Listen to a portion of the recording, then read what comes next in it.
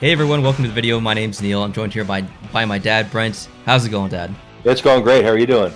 I'm doing pretty good. It was a wild week in hockey. We had some ups, we had some downs. And last Sunday we talked about, we spent over 50 minutes talking about the news from around the league. There was a lot to talk about. This week, not so much. I think the biggest story, there's a couple of different stories we could talk about. But I figured let's just put our energy and thoughts into one topic. And that is, what the heck is the NHL going to do if all these teams can't finish their games? We've got Vancouver, who's played 15 games, and other teams like Florida, I think. What are the other ones? Florida, Dallas, Carolina, Vegas have all played 8. New Jersey and Tampa have played 9. Yeah. So Vancouver has almost played twice as many games as 4 of the other teams in the NHL.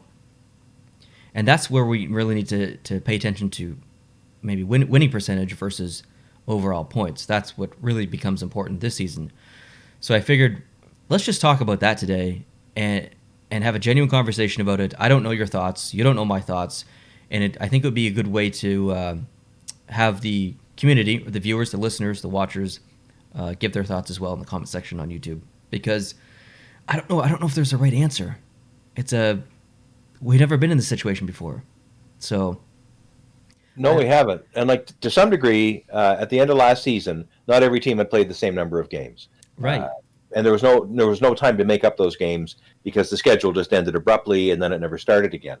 However, just the way it shook out, there was no real deficit or disparity. You could argue, some teams could argue, that if they'd played another game or two, they might have got past Montreal for that 16th spot in the playoffs, and that might be a fair argument. But the good thing about it this time, I think, Neil, is that each of the 4 divisions are self-contained. So really all we need to worry about is which 4 teams from each of those divisions is going to go on to the next rounds of the playoffs. In that respect, it doesn't really matter to St. Louis whether Tampa played X amount of games or not. St. Louis just needs to be in the top 4 of its division, and LA needs to be in the top 4 of its division, and so on and so forth. So you could say that if an entire division is being hit by the game schedule problem, and they're going to be because the teams only play each other, so it's going to be a localized issue and maybe a localized solution. Does that make any sense? No, I agree. I'm just worried about the North Division in Canada is likely to have the most games played total because they're going to have less COVID issues because restrictions are just a little bit more strict here in Canada. Does the North Division look at these other divisions and say, listen, we've played all 56 games. We're about to enter the playoffs. And there's another team in another division that's played 35 games. They've played 20 games less than us. They're way more rested. Is this fair? Moving on into the playoffs, the deeper we get. So, if the difference is going to be that wide, I agree. That probably can't withstand analysis and succeed. I think that if it's only a few games, maybe a maximum of 5 games in the difference, I don't think it matters much. But if it's like 20 games, that would be significant. What's the cutoff point? Yeah. Because if one team plays 50, we'll say 55 games, they missed 1. They can't make it up. And the NHL is obviously building in some leeway time to make up some of these games, but who knows, right? So We'll say one team plays 55 games. And then the next team plays, we'll say 40 games, 15 games less. Is 15 too much? Is 10 too much? What is considered fair? And regardless of what happens, whoever wins the Stanley Cup, is this year going to be looked at by fans as, oh, well, that doesn't count? Kind of like last year. Some fans still think last year didn't count. Yeah. So I'm worried. Will there be an asterisk on the on the 2021 NHL season?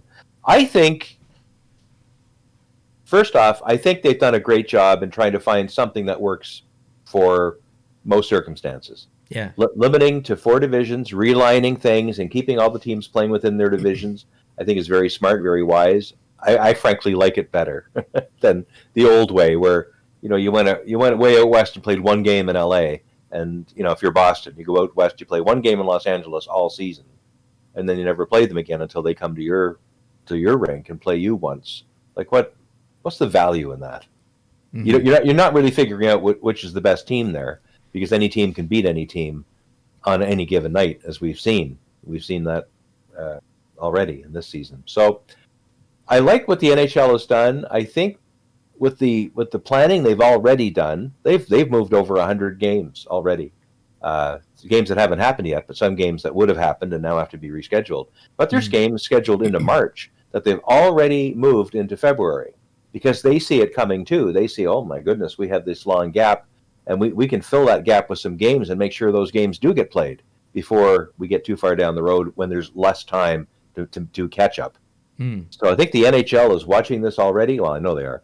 And they're trying to adjust the schedule, compressing some team schedules more than they would like, probably, because you see a team that might have had a whole week off, and suddenly they have 2 or 3 games in that week now that they would have otherwise had off altogether, just for recovery, recuperation, that kind of thing. So it's going to be a tough slog. So I guess my comment would be to your question, Neil, is first I ask myself, will it happen to the degree that it causes a problem? And I actually don't think it will. Mm-hmm. If it does happen to a degree that causes the problem, I know your real question is, what do we do to fix the problem? I have no idea. Yeah, I think maybe regardless of what happens, people are going to be upset with the outcome of this season. Just, you said that you kind of like the division setup a little bit more now. Is that correct? Yeah, I do. I did at first as well, but to be totally honest, I'm getting so tired of watching Montreal play the same teams over and over again. It's exhausting a little bit. I'm already sick of it. It is, and it is exhausting, and I get that.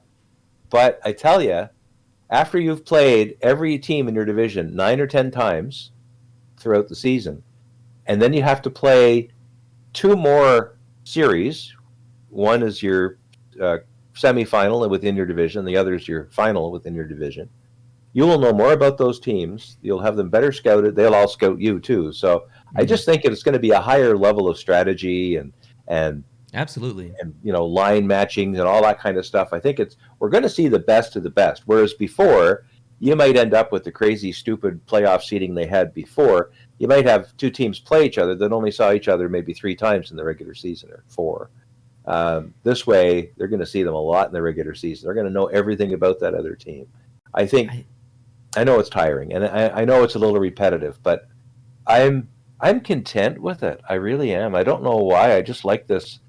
Like I don't. Here's the other thing: the other 3 divisions that are playing right now, because I'm a Montreal fan too, of course. I don't care. I could care less about all the other scores and all the other games. And do I know if Artemi Panarin got another goal last night? I could care less. I really could. The only things I'm interested in is controversial things, scandalous things.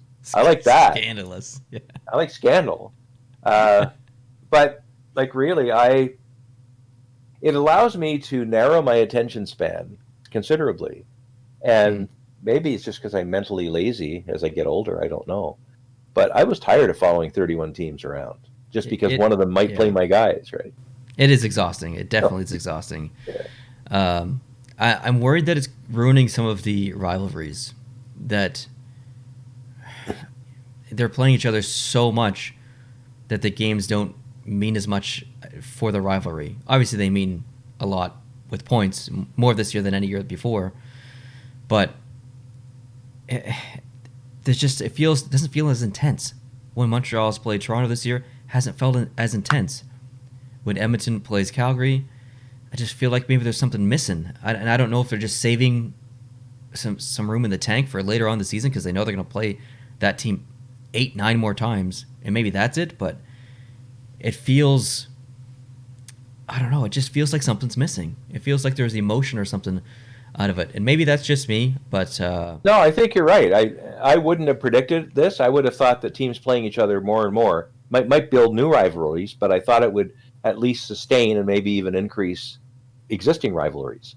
But so far, the evidence has shown that your point is correct, because the Edmonton-Calgary game last night was a dud. And the Toronto Montreal season opener was Yeah, and I'm sure that's not the case with every single typical rivalry so far in the league. There's been some really good games, and there's even been some new rivalries sparked because of this, which is great. I think that's really good for the NHL. But before the season started, before COVID even happened, it was always fun to kind of theorize in your head what an all Canadian division would be like, and there was not really any negatives in any scenario that I could think of, but unexpectedly, there is one for me, and I never would have predicted that there would be. So I think I'm vastly in the minority here, but I'm looking forward to things going back to the normal divisions, and I think I would be okay with the divisions being realigned and maybe playing teams within your division a little bit more. But I'm definitely looking forward to watching my favorite teams like Montreal, Colorado, San Jose play outside of their division. It's not always fun to see Montreal go down to Florida because usually they don't play that great down there. But no, they get distracted. They get down to Florida and they see all these bare shoulders and people wearing shorts and stuff, and they get all loopy. And they do, yeah, they get definitely distracted. But it's kind of nice to see Montreal Canadiens fans show up in the Sunrise, in the arena in Sunrise and in Tampa Bay. It is nice. Obviously, really if they were there now, you couldn't do that because of COVID. And I know certain arenas are allowing fans, but certain arenas aren't, and yada yada yada. That's a whole other story. But yeah, I don't know. It's a weird season, and I'm worried that within the fan base of the hockey community in general, that this is going to be a bit of a wasted year, and that a lot of people are going to become disinterested because of the potential unfairness of the standings at the end of the year. That they're going to have to use winning percentage versus overall points, and I don't know what the cutoff is. I think for me, I would be comfortable between 10 and 15 games at the most. I think anything over the 15 games, and I have concerns. But what would you do then? Let's say you get to the end of the season, the end of all of the season that could still be played, and you discover that the team with maybe the best winning percentage finishes 5th in the division because of a bunch of games missed. Yeah, I don't know. Is it fair to say no? Or because it's division by division, back to that earlier point, that division can fix its problem. Let's say a couple of teams need another 7 days to play a marathon of one game a night or whatever, just to catch up and get those games in. Mm-hmm. They could probably do it, and it doesn't affect anybody else. Yeah, if there's time and you got the top 4, but 5 and 6 are real close, maybe 7's out of the way and 8's out of the way, whatever. Maybe 5 and 6, they play their own little series over 4 games, or 5 days, whatever. See what happens, and if they can make up those games and get points and come back into 4th or something like that, but then that's also not really fair to 4th if 5 and 6 are constantly playing each other and kind of making up those points when 7 and 8 aren't involved. It's really complicated. So I don't to answer your question. I don't know. I'm not sure. I don't know either. In a way, it almost becomes a play-in round, right? Which is what we just had, and it actually worked. Although it didn't work if you're Pittsburgh, but it essentially worked for the most part. The teams that played in didn't go too far, so they didn't screw up some kind of master plan, but they still got in, and away they went. So I don't know. I have to have some faith in Gary. God, I never thought I'd say that. And Gary, we trust. Gary, we trust. To make sure this thing doesn't get too stretched, too crazy. Right now, it's early in the season, and I think they'll find their stride. I know we're sitting here already into the first week of February now, almost starting the second week of February, and we're looking at games that are only in March and even into April. But I still think there's time to do this. I know, for instance, I don't know about other teams, but looking at Montreal's schedule, they had a big gap already, like a 5 or 6 day gap. They have another one coming up. Then there's another gap after that. Mm. So presuming those same kind of gaps are already built into other team schedules, and they'd have to be in some way, the NHL can populate those gaps with games to make up the difference, as they seem to be doing now. There's 126 games or something that have already been moved. Mm-hmm. Some have already been played, but some have not been played yet. So I'm thinking I'd take my foot off the gas right now when it came to getting overly worried about it. But yeah, as we get down to the last 2 weeks, maybe of the season, if there's big disparities in what teams are showing as games played, and there's not going to be time to make them up by the original intended end of the regular season, then they hopefully better have Plan B in the can somewhere they can roll out and try. Yeah, I don't know. Let me finish this off by asking you a final question here. Hypothetically, if we'll use Carolina for example, maybe Carolina just can't get a handle on this COVID situation, and they play 2 games, and then they have to quarantine for, I don't know, 10 days, and they go through that cycle, and eventually they've played 15 games, and every single other team, or most of the other teams in their division, have played 35, 40 games. You're coming up on the end of the season. At what point, if we get there, does a team be like, well, it's just, we're so far behind, we've played so little games compared to everyone else, let's just bow out. We can't get a handle on this COVID situation. Do you think a team should have the right to do that? To make that decision? I didn't quite hear the near the end of there. So Carolina makes a decision to do what? To bow out, basically, to say, you know what, we haven't been competitive this year. We're all over the place. We haven't been able to practice. We're just going to step away from this season and just literally just stop playing hockey. Should they have the decision? Should they have the right to make that decision as a team, or should the NHL force them to play? I would think they would have to play, just because the games that they would have participated in mean so much to all the other teams. Right.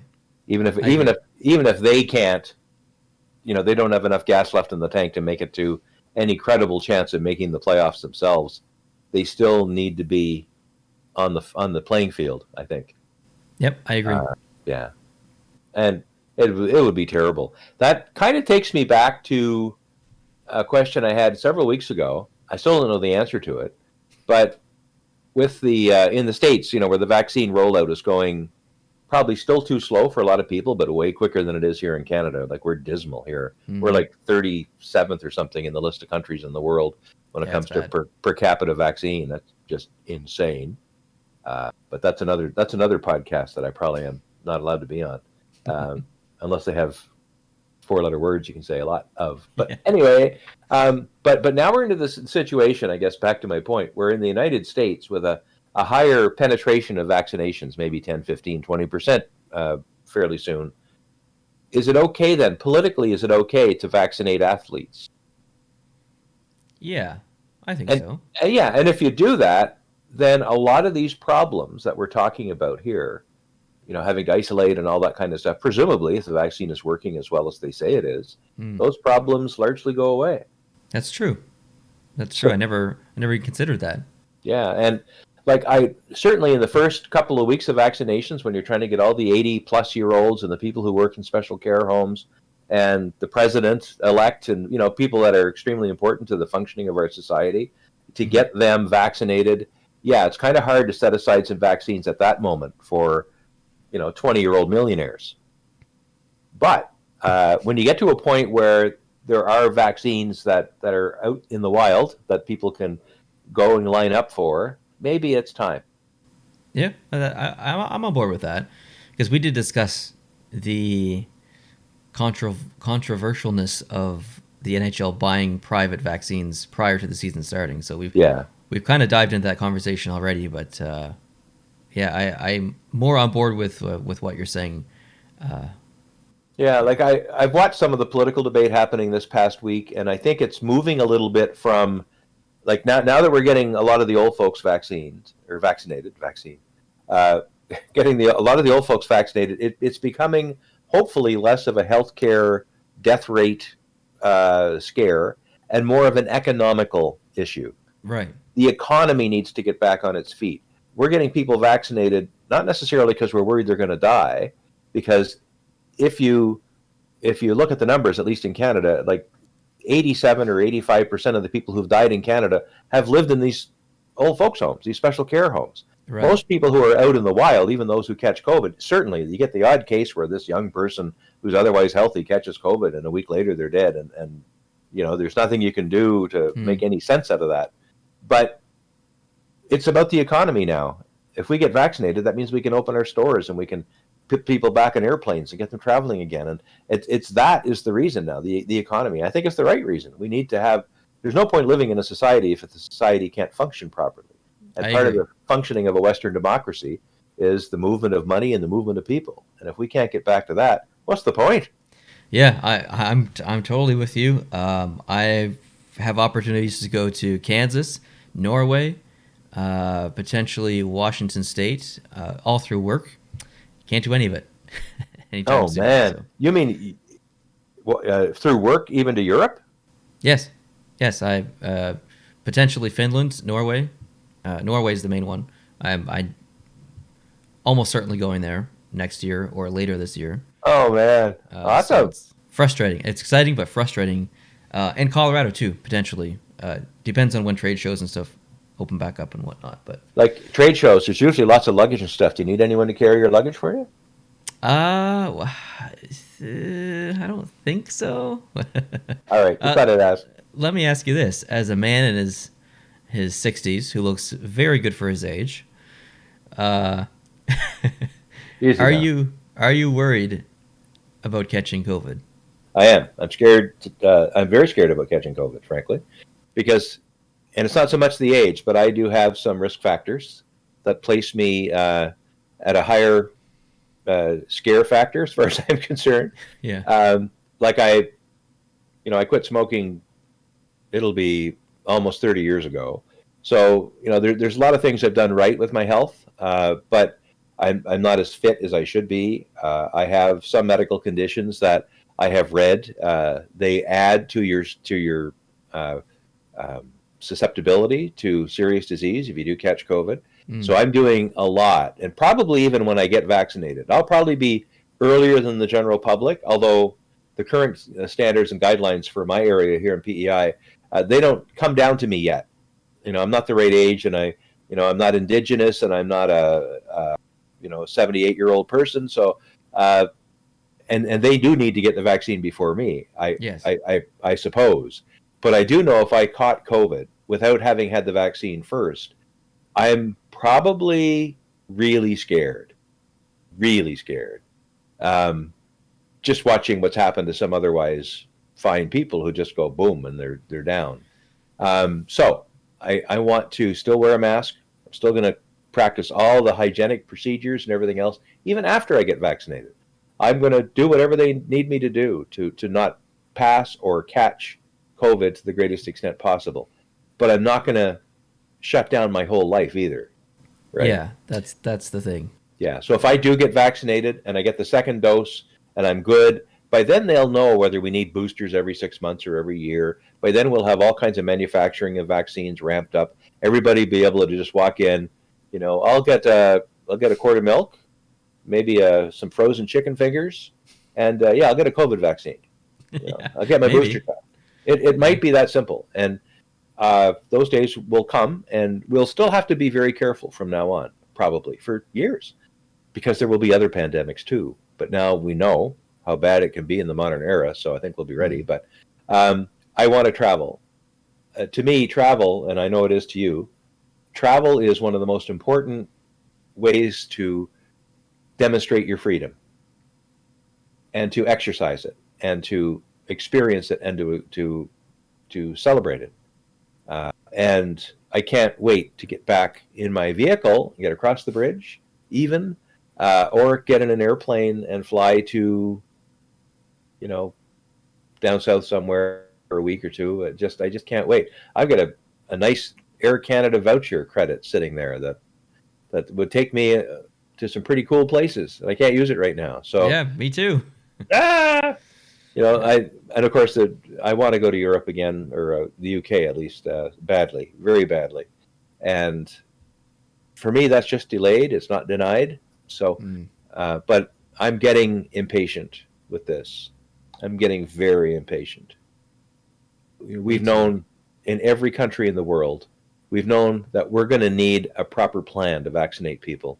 Even before we invent the vaccine, we just have to go on the assumption the vaccine's going to be invented.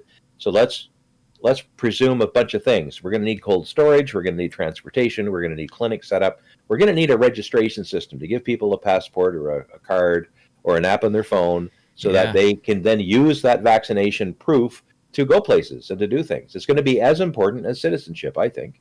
But It is. It's going to be weird. It's going to be on our license or our passport. It's going to be just like an everyday yeah, thing, like a social insurance number or something. It's wild. exactly. And smart governments have planned for that. Stupid governments have not. And if you look at the difference between the UK and Canada, for instance, the UK went right away at the beginning and said, okay, let's do a couple of things here. Let's sign contracts for vaccines. Let's also, as part of those contracts, let's give ourselves the right to make those vaccines ourselves. Uh, that it includes the ability to manufacture within our own country, Right. and let's set up a distribution system, and let's do this and let's do that. And Canada just stood there and said, we've placed orders for more vaccines than any other country in the world, so we're good. Yeah. And that's what Canada has done. We placed orders, but you can't put an order in a needle and stick it in your arm, because Exactly. unless there's a vaccine there to satisfy that order to make it good, then you haven't done anything. And that's why I'm extremely frustrated. I don't want to get. Obviously, your show is about anything but politics, and because I work for a certain government organization, it's stupid for me to say anything more than I've already just said. But again, it is a free country. I'm allowed to say what I like, but I don't want That's to get right. you in trouble. You ain't But getting me in anyway, trouble, and okay. it's applicable. I mean, Yep. it trickles down to the NHL and the economy within the NHL. There's lots of teams suffering, and there's Well, we talked about it last week, or maybe the week before with yeah. Jason. Coaches taking less money, uh, staff taking less money, owners taking less money. The NHL is trying to recoup some costs, so it's not just affecting the economy in general. It's affecting economies within economies, and the NHL Completely. is a great example. Completely. And the NHL is a perfect example of a human being's need to travel. The NHL thrives on travel. Players travel all across the continent to play their games, and fans travel all across the continent to follow their teams or Yes. to engage in hockey tourism or any other kind of sports tourism. It's massive. Hotels are packed when there's a home game. In Montreal, for instance, you can't get a decently priced hotel room within 10 miles of the Bell Center or within 10 miles of the whatever it is center in Toronto when they're having a home game because people come into town for that. Yeah. It's a big deal, and right now, that's none of that's happening. Yeah. I mean, Oh, the NHL. I don't want to say it wouldn't exist without fans, but it would be an extremely insignificant sport without fans. yeah, And we we as fans give the NHL the majority of their money through ticket sales, merchandise sales, all that good stuff. Obviously, sponsorships give a lot of money as well, but still, we are an integral part of the NHL success. And the fact that we cannot be there in person watching these games is desperately hurting these teams in the NHL. So, it sooner this really is is. sooner this is fixed, the better for everyone. Absolutely. Like for you and me, and for others that are not near a big city, we've probably done 98% of our NHL engagement the way we're doing it now, which is by watching Yes. it on TV and reading up about it on the internet and everything else, and doing YouTube like you're doing. But for the fans that live in these cities, New York and Toronto, Montreal, Boston, Chicago, uh, they're really suffering because some of those would be season ticket holders that used to go to every game and now they can't. Yeah, That it's a must be bit really hard. it's a bit frustrating for those people. Season ticket holders, you spend a lot of money on season tickets, and then this pops up, and you still want to support the team, and maybe they allow a certain amount of fans or a certain percentage of fans, and you still buy season tickets, but maybe you can't go because of regulations, or maybe you weren't there early enough, and they allow 3,000 people in, and you're 3,020, and it's I don't know. I feel bad for those fans who have season tickets and consistently support their team every single year with season tickets, and now they're in a situation where maybe they have a lapse in their years of support of their team because they literally just can't go. So it's very Yeah, frustrating. And I know the networks are trying to still engage the fans in some ways. I know for the World Juniors, for instance, and even for some NHL games I've seen, they'll put cameras or just put webcams or have fans turn webcams on themselves Yeah. when they're watching the game. Then they'll put maybe 25 of them at a time up on a panel on the Jumbotron or something, and the fans are all sitting there.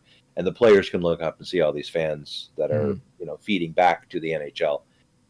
But that's a pretty poor substitute, especially when you get all this delay, right? So you'll get this panel of 25 fans, and they're all just sitting there. Yeah. And then after the delay works out and they see that they're actually on, then they all start screaming and going crazy. And by the time Yeah. they realize they're on, then they're off camera. Exactly.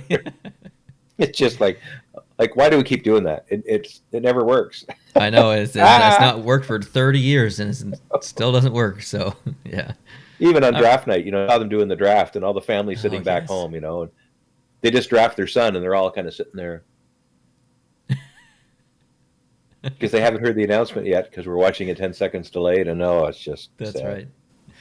right. Good stuff. Good Yeah. conversation. I appreciate you joining me for this one. And I've not talked about this with anyone else. So if you're watching this on YouTube, please leave your thoughts down below in the comment section. Do you think there's a point of fairness where the NHL may have to implement a plan B to make up those games or do whatever? Or do you think that it doesn't matter if a team plays 56 games or 25 games, whatever the winning percentage is, that's the standings, and that's how it's going to go. Please leave your thoughts down below in the comment section. If you're an audio listener, I thank you for listening. Obviously, you can't leave your thoughts just listening through a podcast. If you want to jump on over to YouTube and do that, that would be great. So thank you guys for watching. Thank you, Dad, for joining me for this. I appreciate you. Coming later tonight on the channel is going to be the announcement of the winner of the NHL DNA contest. There were over 190 submissions. Wow. I think it was 193 was the total. It's amazing. Unfortunately, I think it was just over. I think it was 55 exactly were the only ones that qualified because, once again, people decide to steal artwork, which is very frustrating. But Unbelievable. I'm excited for everyone to see all the designs and see the winner's design because it's pretty awesome. So Cool. Thanks. So Thanks for, yeah, watch YouTube tonight. Watch that. Don't watch that. Whatever. There's a football game or something on today too, right? So yeah, something like that. I don't know. I don't get time for that. Yeah. All right, Dad. Thanks for joining me. Appreciate it. Thank you. Thanks, guys, for watching. I'll catch you next Sunday when we discuss more news from around the league. Adios.